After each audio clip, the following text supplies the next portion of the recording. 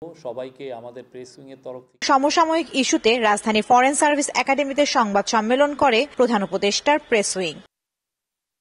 এ সময় বিভিন্ন সংবাদ মাধ্যমে প্রকাশিত ভুয়া ও ভিত্তিহীন সংবাদের নিন্দা জানিয়ে ডেপুটি প্রেস সচিব বলেন, এদের বিরুদ্ধে নেওয়া হবে আইনানুগ ব্যবস্থা। কাউকে এইরকম কোনো লাইসেন্স দেওয়া হয়নি যে তিনি চাইলেই একটা ভুল সংবাদ প্রচার করবেন।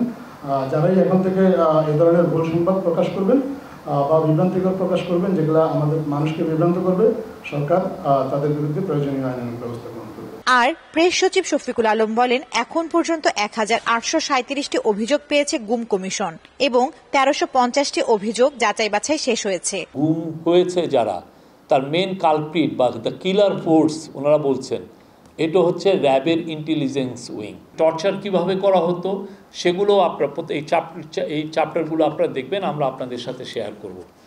প্রফেসর ইউনূস এগুলো শুনে বলেছেন যে মানে এদের এই বিষয়ে একটা আসলে হরর মিউজিয়াম হওয়া উচিত। গণভবনে একটা মিউজিয়াম করা হচ্ছে, সেখানে এই বিষয়গুলো থাকবে, একটা হরর মিউজিয়াম থাকবে।